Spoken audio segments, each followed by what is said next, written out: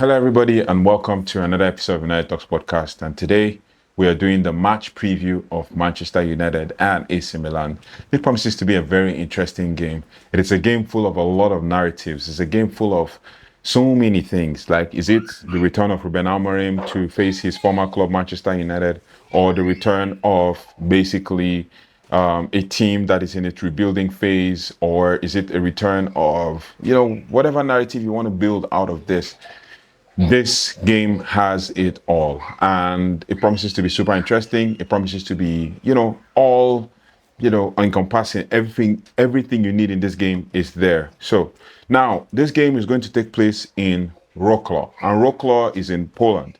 And the name of the stadium is the Tarczyński Stadium, Tarczyński Arena in Wrocław. And it sets the stage on Saturday afternoon when, especially in that preseason finale, where, basically there's a whole lot of narrative and drama that's going to be in this. And this isn't just basically another summer warm-up game. It is basically going to be, it's basically going to be a direct tactical collision between Manchester United and their former manager, Rúben Amorim. Now, 7 months after Rúben Amorim left Old Trafford, he took the helm at AC Milan in June 2026, and he's striving in, he's trying to bed in his signature 3-4-3 in this AC Milan team. And there's something to say about the AC Milan team. They've seen a lot of departures because of the fact that they're trying to move away from a particular style of football. So he's trying to instill his 3-4-2-1 imprint in the team. So Michael Carrick's Red Army also arrived in Poland, riding high on silverware, confidence after, claiming both the Snapdragon Cup and the BoyleSports Cup, right? BoyleSports Cup. Now with the Premier League opener against Hull City in just about a week, basically United have the final chance to actually redefine and refine its tactical machinery against the top tier side in AC Milan. Obviously, AC Milan have been going up and down between, being a top European side and just being a mediocre European side, moving between managers and going through a carousel of managers, from ex-managers to current managers and everything in between. So, we have to look at it from that perspective. But Rúben Amorim has come in with the AC Milan's new ownership to try to change the narrative, to try to change his direction of football. And the new ownership are trying to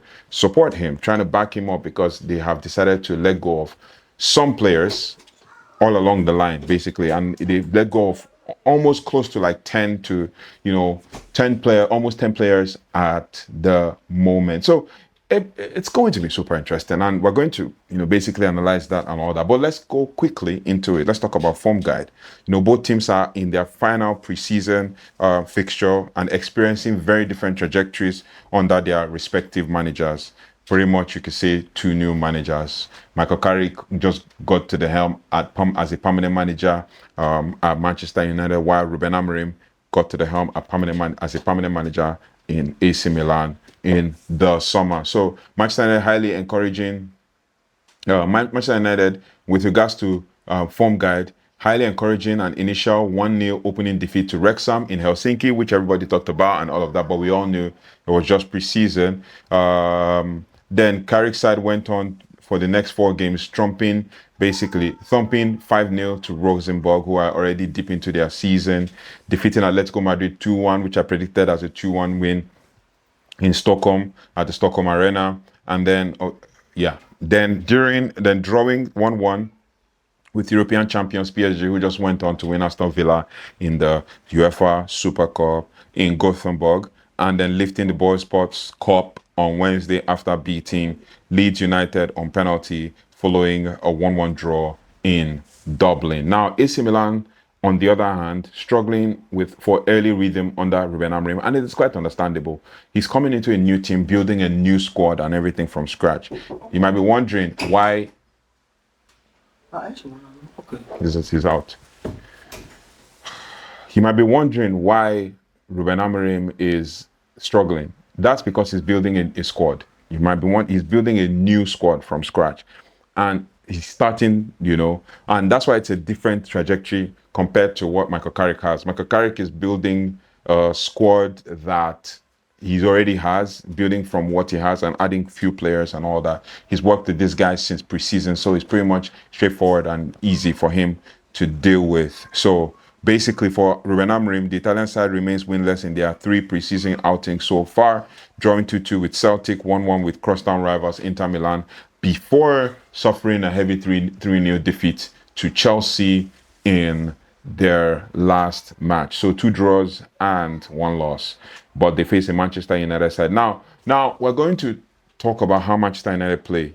And in this preseason game, I want to see something. I want to see some things, and we'll talk about those things in the conclusion. But with regards to tactical analysis, since taking charge at the San Siro in June 2026, Rúben Amorim has, this is regarding how AC Milan play, has immediately set out to convert into his signature 3-4-2-1 or 3-4-3 formation, but and style of play as well, or system.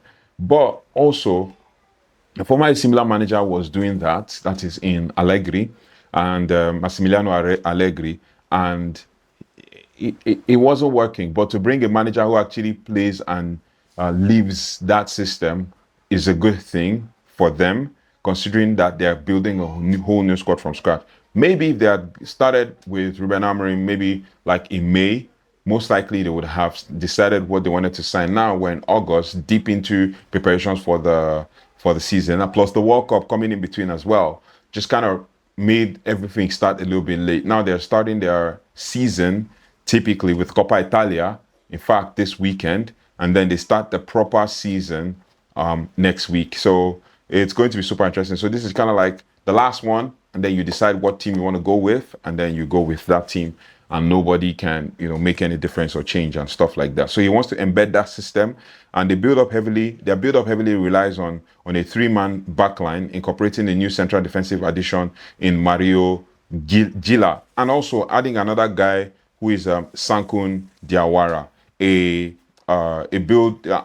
build patiently from deep. Now, in possession, Amorim instructs his wing backs to push high and wide to stretch the opposition lines, while 2 dynamic dual 10s drift into the central half spaces out of possession. Now, Milan will also deploy an aggressive, high energy, man-oriented pass to force turnovers high up the pitch. However, as shown in their recent 3-0 loss to Chelsea, where Rúben Amorim seems to have been trying a whole lot of things, Rúben Amorim seems to have been trying a whole lot of different styles of play and everything in between. The backline remains very vulnerable, right? Especially in transition, when opposition teams bypass their initial pressing wave before the wing backs can recover. So it's going to be an interesting game to watch, as to see one who was more like a former manager trying out things when it comes to how his team plays and everything in between. But if you are going to go with that, you might just want to look at especially what he potentially would line up with. And this is kind of like what you're going to expect him to, or more of, especially in the season. The first one is Torriani in net. That's the predicted starting lineup for AC Milan. Torriani in net, and then we go with De Winter, Pavlovic, and Terracciano. That is pretty much what I can say with regards to how Rúben Amorim intends to line up, even though he's added 2 new players and all of that. But we'll go with the one that we basically know. And for a player that I thought was already sold, and that is Estupiñán. He plays on left wing back spot, while Komoto and Modric play in that midfield, and then Chukwueze plays as the right wing back. And if you look at it from, how Amorim played at Man United, you can tell that he was going to use that Chukwueze as the Ahmad-esque kind of player. Then you have Leão playing as one of the 10s, and Loftus-Cheek playing as one of the 10s, as you would see when he first started, and he played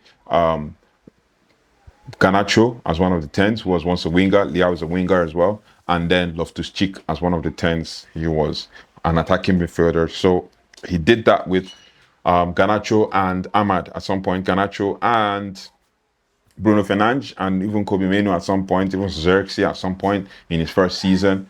And then and in the attack, he goes with Kamada, but obviously there's Gonzalo Ramos in the bench on the bench for him. He's got a bench full of like players, including Ramos, Nkunku, who is almost about to be sold. You have Atekame, you have Musa, Fofana. I'm hearing Fofana is about to be sold as well. You have Richie, you have Batesagi, you also have Jashari, you have Cisse, you have Salamakas, you have Vladimirov, you also have Diawara, who is the new defender that is signed, Gabia, Fikayo Tomori, Odogu, who's another player that is about to be sold. And then you also have the two keepers in Boya and Pitarella. So these are the most likely players that Amorim has at his disposal. Now, that is going to be super interesting how the team lines up. Now, the key player for AC Milan in this one will most likely be Rafael Leão. I could say Chukwueze, but Rafael Leão. And Chukwueze will like to play that wing-back spot as a winger who is more of a wing-back and can do a defensive work as well and, do an attacking work. And be quite interesting to see what comes of it, right? So in that wing-back spot, it will be Chukwueze. I could say that. I could also say another key player for them is Gonzalo Ramos, but let's focus on Rafael Leão. In Amorim's 3-4-2-1 structure, Rafael Leão plays a pivotal role as a primary transition threat, operating either as a tucked-in left-sided attacking midfielder or a fluid second striker. Leão is given the license to drop into the half spaces and to basically isolate defenders in 1v1 situations. His raw 1v1 acceleration, ball carrying speed, and his directness make him Milan's ultimate athlete when breaking through the opponent's mid-block. And that would be an opportunity for him to test our defense and test our resolve. Then with regards to the Manchester United side, we're going to talk about how Michael Carrick plays.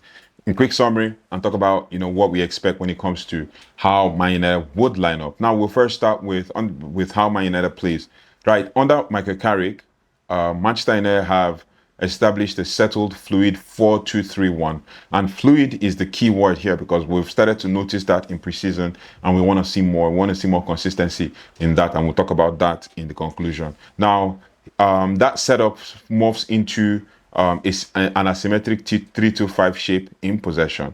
Now, once it does that, you have the opportunity to actually play around with it and play around with the formation and build from there. Then, under Michael Carrick, Man United build out with patience, basically, using the new summer arrival of Andrey Santos alongside. In that time, it was Mason Mount. Now, it is going to be most likely one of either Yuri Tillemans or it's going to be even Tyler Fletcher, because we saw that in the last game. Especially in a tight double pivot, you could have that. You could have, because the last game started with Andrey Santos and Tyler Fletcher, and there's most likely a chance I'm going to see that at the beginning of the season, particularly against Hull City, because they are also trying to form a partnership, as we did see in the last game. Maybe you might want to try Yuri Tillemans and Andrey Santos to start the game, but we'll see my starting lineup and we'll talk about that as well. Now, Santos alongside Yuri Tillemans, Mason Mount, or Tyler Fletcher in a tight double pivot to pull opposition pressing units inward. Now, Luke Shaw frequently tucks in as an auxiliary left-sided centre-back, establishing the opposite fullback or wide winger to push high into the advanced half spaces, which is one of the things we noticed from the last game, right? Out of possession, Carrick's side defend in a highly disciplined 4-4-2 mid-block, sometimes 4-1-4-1, sometimes 4-3-3, prioritizing central compactness and spatial denial over frantic chasing down of the ball. When they want to press, there's always one person who activates that press, and that is most likely Ahmad, the wingers, Ahmad and Dogu, and all of that if Dogu is playing. Now, with regards to the predicted starting lineup for Manchester United in this one, I'm going to go with the team that started the last game. I'm going to go with the team that started the last game because I think players are going to be in the next phases, especially players that just returned like them, Cunha and Co, are going to be in the next phases of their build-up or preparedness for the season, right? So I'll start with Salah Lohmans in net. Loman's in net. Backup keeper is going to be Demot Me. And then in the defense is going to be Lenioro and Aiden Heaven. I suspect that Michael Carrick might want to use Harry Maguire, but I'll go with Lenioro and Aiden Heaven. Then we go with Harry Amas on left back. Maybe we could go with Luke Shaw, but let's go with the team that started the last game. It'll be Harry Amas in left back, Diogo Dalot in right back. In the midfield, Tyler Fletcher and Andrey Santos. Tyler Fletcher played really well, barring that mistake that led to the goal, which got fans raging and all of that, which I feel like fans don't need to get really overly annoyed about Tyler Fletcher, being the focal point of our attack, of our midfield, especially with the return of Kobe Mainoo now in training and all that. But I don't think Kobe Mainoo is ready to start this game. There's most likely a chance it's going to come in the second half. But Andrey Santos and Tyler Fletcher forming that partnership and building momentum from there. And then you have Amad Diallo, Joshua Zirkzee, and Patrick Dogu as the 3. And then Bomo as the 10. Now, as the striker. Now, you could see a fluidity in this front four. This front four, Amad, Dogu, Zirkzee, and Mbomo. And a lot of teams might want to underrate them, and there's a reason for that. Because these guys play multiple positions. They play across the front 4 positions. The 10, the 2 wingers, and the striker. You could see Mbomo switch to the right, and then Zirkzee go up top, and Amad plays in the 10. You could see Amad switch to the left or drop deep to receive the ball while Zirkzee plays up top. Just a fluid front 4. Dogu has switched to the other side as well, and you have that. And that is what has actually helped us, especially in the last game. And that is where I'm saying we might want to see this more consistently. Then we go into the key player for Manchester United in this one. Key player for Manchester United in this one is going to be the midfield. And I want to say the midfield, but I want to also focus on Andrey Santos here. So the midfield, because it's a midfield pivot, that midfield pivot, right? So the key player particularly is Andrey Santos. Now, if we have Yuri Tillemans at some point, that also is included, but we want to also be seeing an Andrey Santos who is also performing with the same consistency as he has since the beginning of preseason. Now, this midfield axis has basically transformed United's central build-up, particularly when he's paired with any player. It makes it easy for that player to play. Summer addition Andrey Santos provides elite press resistance, ball recovery, and tactical poise. Facing Amorim's aggressive man-to-man pressing scheme, Santos' ability to escape tight spaces and tight pressure and turn vertically will be the key engine unlocking, United's transition into the forward line. And that is what we hope to see with Andrey Santos. Now, so I'm going to just say, okay, key players, Andrey Santos. There's most likely a chance that Bruno Fernandes gets more minutes. There's most likely a chance Yuri Tillemans gets more minutes. There's most likely a chance a few other people will get minutes in this team. Now, the key strategies for Man United to win against AC Milan. There are 4 key strategies I always provide every time, and we're going to talk about these strategies. Now, to conclude this preseason with a third, trophy performance, basically, and exploit Amorim's system, United must execute 4 targeted strategies, which is what we expect. And in truth, I look forward to Michael Carrick, showing that this team is ready to start the season. And the first one is to bypass the high 3-back press. Now, we saw that in the game against PSG. We saw that in the game against Leeds. Now, we want more consistency. So, Milan will always want to push high to press United's goal kicks. Santos and anybody who's pairing with him, it could be Yuri Tillemans. It could be even like Tyler Fletcher. So, they need to push high. They need to be able to deal with their quick one-touch, deal with that high press with their quick one-touch ball passes that Santos is actually also good at, to draw Milan's double pivot forward before springing vertical balls to Bryan Mbeumo or Joshua Zirkzee in the massive spaces left behind Milan's advanced wing backs. Then we also have a second option, a second strategy for Man United to defeat AC Milan, to exploit the vacated wing back flanks. Because when AC Milan press really high, because of Rúben Amorim's style of play, there'll be spaces left behind. We saw that against PSG. We saw that against Leicester. Leeds. I said Leicester. Leeds. So we need to exploit that. Now, Amorim's wing backs actually commit heavily in attack. direct diagonal switches of play from deep to actually to explosive wide outlets like Ahmad or Patrick Dogu will actually force Milan's outer centre backs into isolated 1v1 side duels, wide duels, before their wing backs can recover, and that would be determinant. And I think AC Milan might want to sign wing backs to that effect, that can actually bomb down the flanks up and down and all of that, like he had with Sporting. So, but Man United would exploit that. We saw that when Harry Maguire was doing that a lot against PSG. He didn't play the last game, but we saw Eden Heaven try those. We saw Lenioro try those over the press.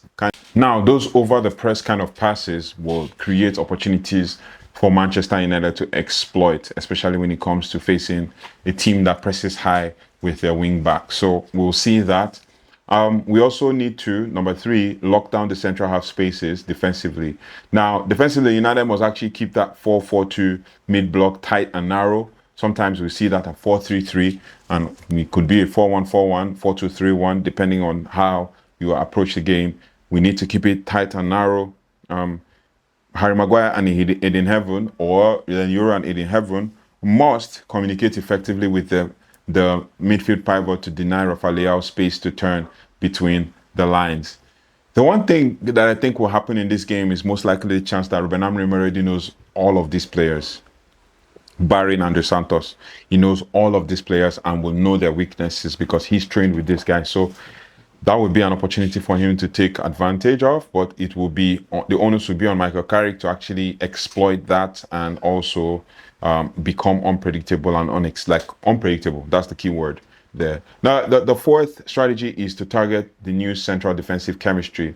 Now, I already listed out the lineup, but there's most likely a chance that Milan will be trying to integrate their new centre backs like Mario Gila and then Sankun Diawara. These are the 2 players that they will want to integrate, especially when it comes to them and how they deal with coordinated high pressing from Bumo.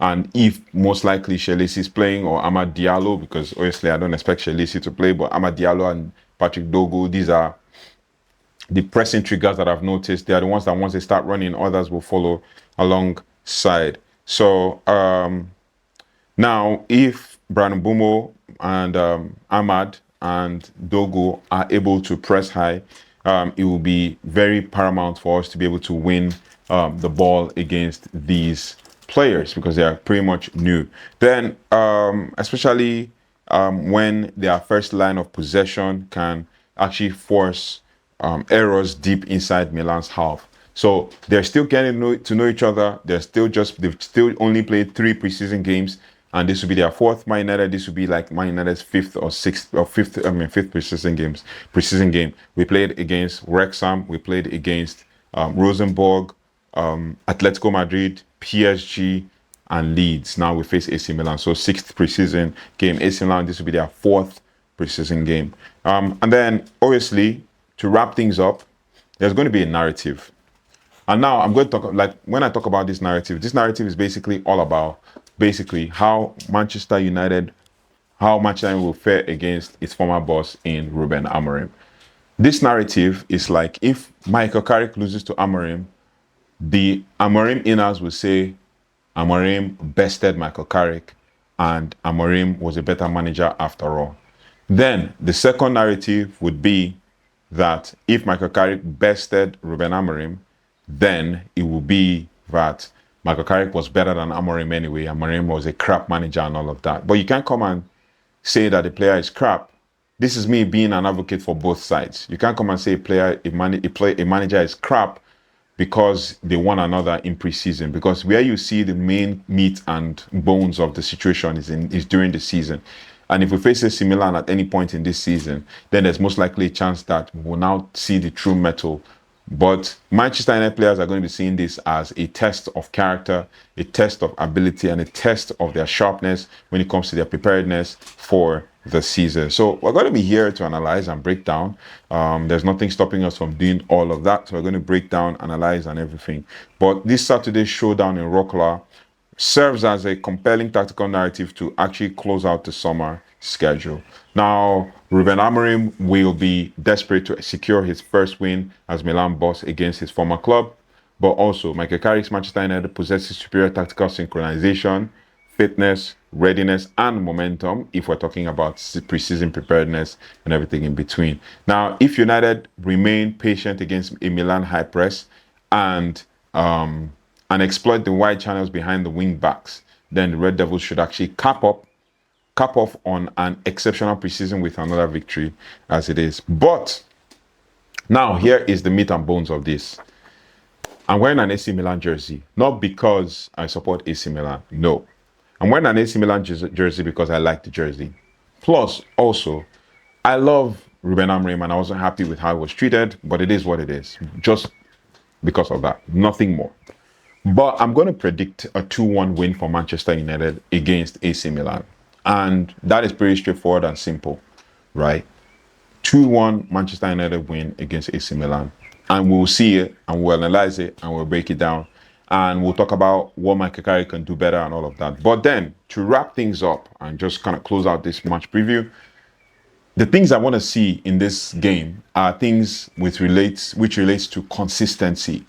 I want this team to be super consistent when it comes to approaching games. I want this team to be super consistent. So, what do you guys think? Let me know your thoughts and feelings in the comment section.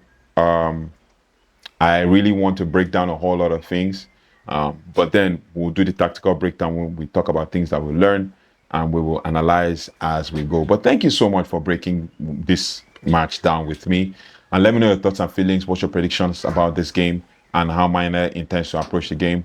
Let me know your thoughts and feelings in the comment section. Don't forget to like, share, subscribe, and hit the notification bell so you don't have to miss anything as it relates to all things Manchester United. I'll see you on the next one. Take care, goodbye, and God bless your heart.